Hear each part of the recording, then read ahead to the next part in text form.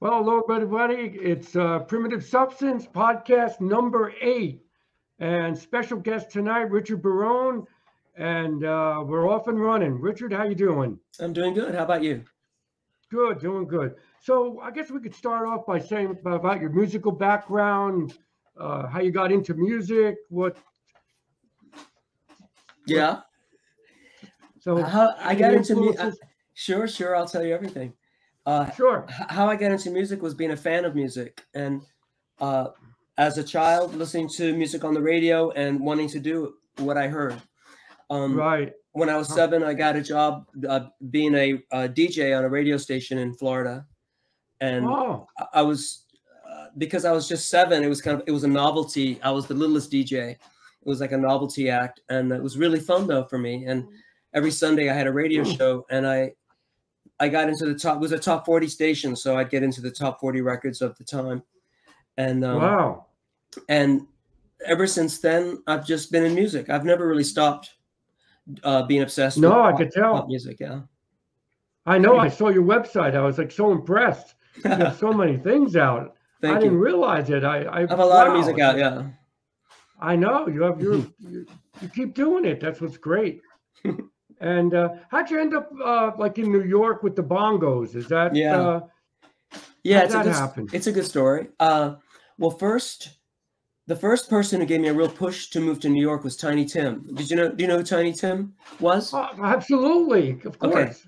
Well, I had met Tiny when I was in high school, and he was passing through Florida. Like, it was after he was famous, really.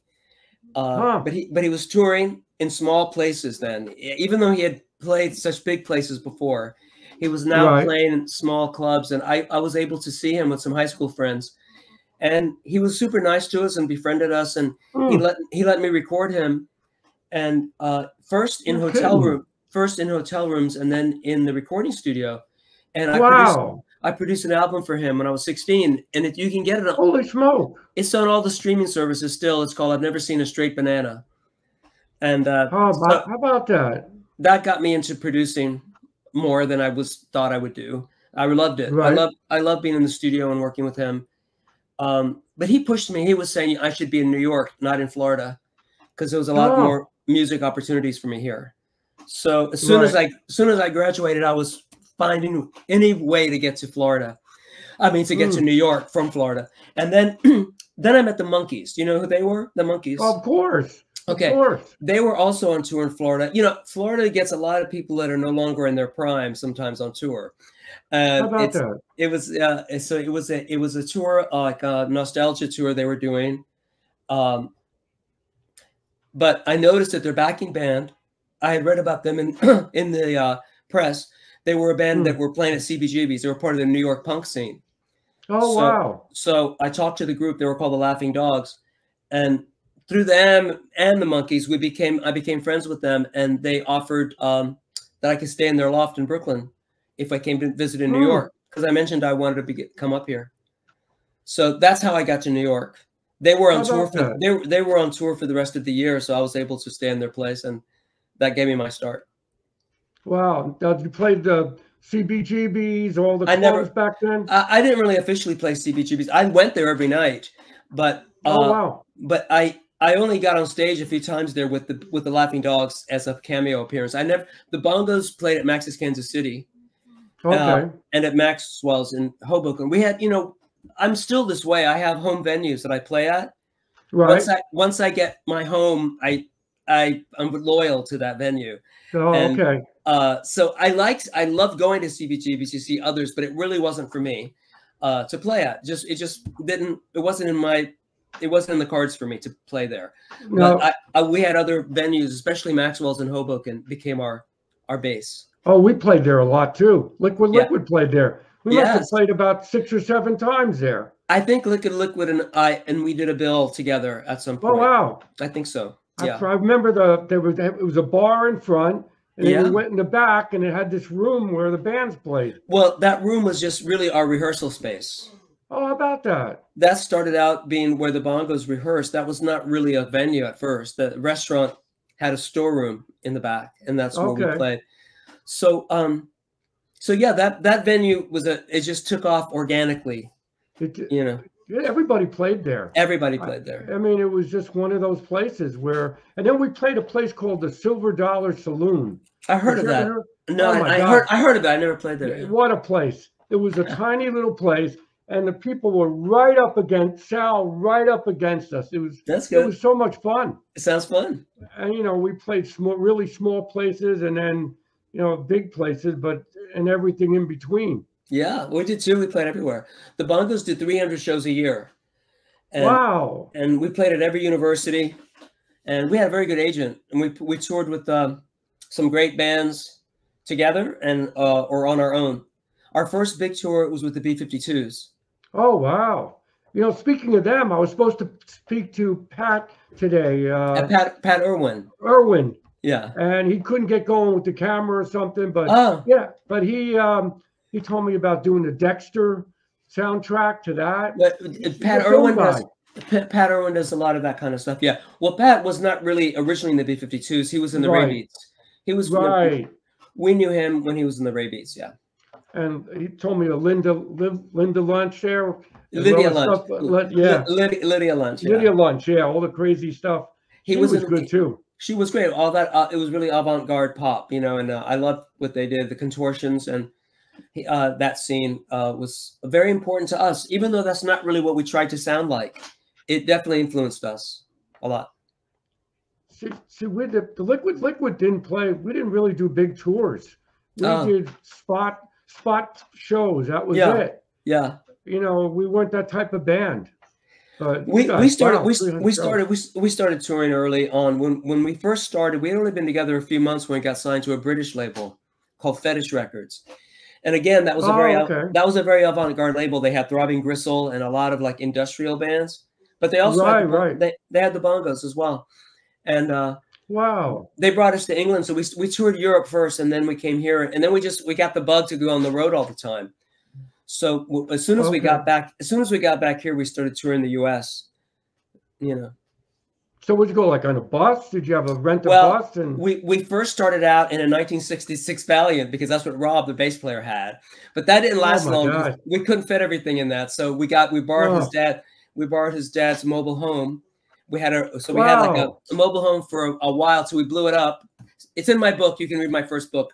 I've got to read that. When we blew it up, then we had to find another way, and by that time we were signed to RCA Records, and we got a tour bus. Wow. Yeah. I didn't know that. Now, Drums Along the Hudson, that was a really popular record at the time. That was a good record. Thank you. That was a fun record to make. We made that in England mostly. Yeah. Yeah, that was good. So it could have been Drums Along the Thames, really, but it was the Hudson because that's our river, you know, right here. But right. But that was made in Surrey, England, at a great studio that was owned by John Fox of Ultravox. Oh, wow. That band was great. How yeah, about they that? were. We really liked them, so we were thrilled to be at his studio. It was a wonderful place to work. See, we were lucky we were on 9-9 Records. That's right, you were on 9-9. Yeah. Right, we got to play. Ed Bauman's brother, Bill Bauman, worked at Haraz, was a DJ. Yeah. So we were able to get in all the clubs with ESG. Oh, yeah, so we ESG. played with them a lot. I really liked ESG, yeah. The Bush Tetras and ESG were two favorites of ours, yeah. Both of those all of those signed 99 Records. Right, and we had the last 99 record, Dig We Missed. Really? Wow. That was it, you know, and that was without Richard McGuire on bass. Wow. Because he quit, he was gone at that time, and that record's never come out again. It was the last 9-9 record, and then White Lines happened, and Ed went broke, I guess. I don't know what happened, and that was it. You could still put it out now. Well, we were supposed to. It's supposed to be out again on Domino Records, but that's been held up. So we'll see what happens. Yeah, well, hopefully you can try to get that out again. You know, it's funny. I was going to play a show with you guys once, and really? For some reason, I had another bill who's at the bottom line. Yeah, I remember that. That's what I was thinking of. To play. I wish I did that because I always loved that place, and I never got to play there. Yeah, I loved it too. So I'll never forget that. That was one of my home, as I said, I have home venues. That was my home venue for a long time. I loved it. That was a great little club. Yeah. I mean, that was really good. So talk about your books a little bit. I see you have frontman and music and revolution. Yeah. Got a lot going on there. What frontman is about your touring and being in bands? Frontman is a memoir, and it focuses on my time with the Bongos, really. You know, and being I think you could say at first a hesitant frontman who really didn't expect to be the frontman, and how I dealt with that, and how anyone can deal with that. It's really not just about me, it's the idea of being a frontman and what happens to you. So that's a story. It was really an unexpected thing. A book agent asked me if I could write my memoir, and I took it as a challenge. Wow. And I like it. It did well for me. And we also did a concert at Carnegie Hall based on my first book. That we did a musical reading of Frontman. And then it was like a mirror image now when we did another similar event for Music and Revolution, which was the idea of the book being a concert for Music and Revolution, which we did in November and sold out at Carnegie Hall again. How about, fantastic. When was Frontman put out? What year was that? So Frontman came out around 2008. Frontman. Wow. And then this one took, so there's quite a gap because I'm not really I'm a musician, so to sit and write a book requires a lot of focus and attention that I'm not always able to give it because I'm doing music. But but Frontman came out in 2008, and then in 2022 at the end of that year is when Music and Revolution came out. Oh wow. I started a book about the band Liquid. I don't think I have enough pages though, so I would probably need a editor, and I just haven't moved on it yet. So I've got to the podcast now I'm going to do for a while, and then maybe I'll go back to it. Yeah, well, podcasts are great too. That's an art form. And I keep putting out music too. So electronic music, acoustic music. So I don't try to do the same thing twice. Right. I don't either. It's not easy though. Yeah. And I see you play the EBow also. I saw. I've almost always have played the EBow. I started. How about that? I picked up one. I heard it from. I guess it was. I think I first noted it from. I think Blondie. Chris Stein. I think played it on a Blondie track, and I think that's the first person I heard use it. I think I'm not sure about that actually, but I loved it and got one, and it's been in my arsenal ever since. You know. Now, what about this effect pedal? Is that your design? Yes. How about that? So the Mambo Sun pedal is my pedal design. And again, I like sustain sounds. That's why I like the EBow. And the pedal gives you sustain, but it also has a few features that no other pedal has. One is that you can put it in and out of phase with itself. So what it does for me, it replicates the sound in a recording studio if you have the mic to the side and not right in front of an amp. Because sometimes we get sounds in the studio that are impossible to replicate live.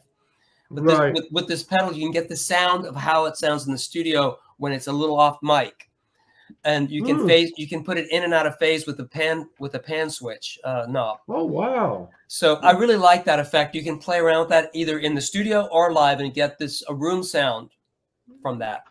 That's natural. Where can you get this at? You can buy this at. Is that just through you, or? Well, it's the manufacturer. They're handmade, but it's from Left Coast Workshop, so it's leftcoastworkshop.com. Or if you go to my I guess my link tree on Instagram, my link in my bio link. If you go into that, there's a link for the music. It's called the Mambo Sun. The pedal is called the Mambo Sun. Yeah, it's a great pedal. Fantastic. So it has distortion, sustain, a phase, and a delay built in. Wow, that's all in one box. You don't need to carry around a lot of pedals. That's why that's why we wanted to design that, because it goes in your gig bag instead of a whole pedal board. I can't figure these guys are like the Edge or these big rock stars that have so many pedals. I mean, how do they keep it up? How do they, keep track of it? There's a lot. I have it down to, I have a mini pedal board that has about 5 or 6 pedals on it. But really, I just need the one, really. I just have, because I do different types of shows where I want a lot of delay or a lot of echo. And so I have 2 different delays for that. But the Mambo Sun gives me most of my tone. Oh, okay. Well, we should collaborate someday. Because I have a little studio here in my house. Wow, cool. In Central New Jersey. Great. Central New Jersey. I have a Moog synthesizer, a keyboard, And I have friends that come over. We call ourselves Primitive Substance. It's like a collective. I like and it. We just play. You know, we make music. Sounds and good. We keep changing styles. You know, I'll play keyboards one day, and then maybe I'll bring out the drum machine, or so it's like kind of an open feel. Sounds good. I think that's what we like to do. Absolutely. At this point of our lives. Well, I work with Glenn. I work with Glenn Mercer of the Feelies a lot. We do shows. Okay. He and I do a duo show called Hazy Cosmic Jive, which it's, I guess you could call it the interface between glam and prog rock, because there's a lot of like Roxy Music, Brian Eno, David Bowie during that mid-70s period when he was experimenting so much.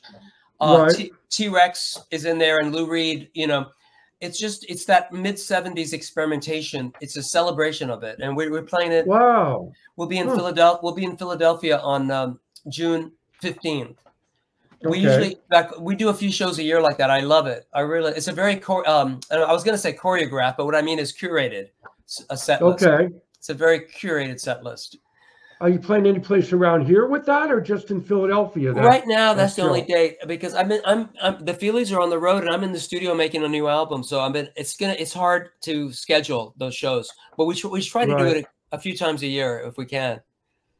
You know. So let's talk about your new record then. What's that going to be like? Well, I'm just starting it. I've just started recording the first track. So all I know is that I've got songs that I've been collecting since the pandemic, and I needed to start putting them into studio form now, you know, and I'm excited about it. There's some new things I've never done before, and some collaborations that I've been wanting to do for a long time. So yeah, I'm excited about it. So we just started last Monday. Wow. Now I was busy during the pandemic too. I created this music. It's almost like a musical. Cool. It's the first time I've ever done anything like this, where I'm kind of singing over just keyboards. Nothing. It's kind of stripped down. Good. But it sounds full because the strings are.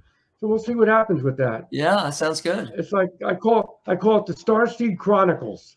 Nice. That's the name of it. I like it. So it's basically based on maybe living in past lives and then into the future. So we'll see what happens with that. Sounds good. So yeah. So and then what else? I guess what else you plan on doing? Any more bongo shows? Maybe. Maybe. No, the bongos are we're semi-active in different times of the year. We all get busy. James is on the road right now. He has a new album out. Sure. Yeah. And I'm also a professor at the New School. I teach music and improvisation, and I teach music history. So I love that's a big part of my life. I love it. And I also produce other bands. I'm in the studio with a young band called Eater Life. You can look them up on Spotify. I really like them. They're just out of high school, and they have a lot of great energy. It reminds me of the early bongos. What's the name of them again? Eater Life. EATER Life. Okay. LIFE. Yeah. Okay. Have you heard of Simon Spine?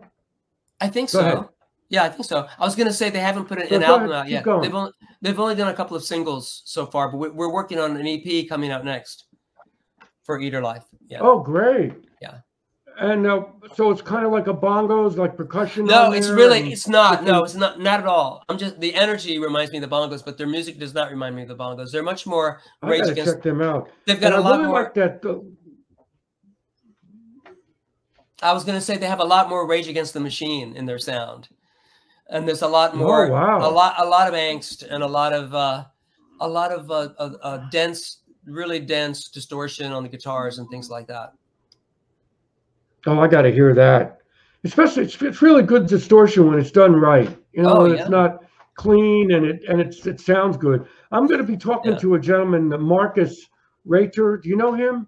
No. He plays this stick war guitar. Have you heard this guy touch guitar?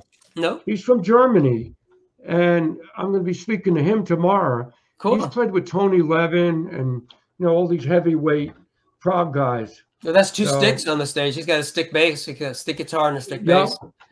They could be the stick. They could be the stick men. It's a big stick. That's what they are. The stick men. Yeah, it's pretty amazing. Yeah, I'm just amazed at all the people that want to be interviewed. It's great. And I get to hear everybody's story here. Yeah. So I had no idea You're from Florida. This is I'm fantastic. from Florida. I'm from Florida, but I don't really consider myself from Florida because I've been a New Yorker for most of my life. Right. But I was born in Florida. Yeah.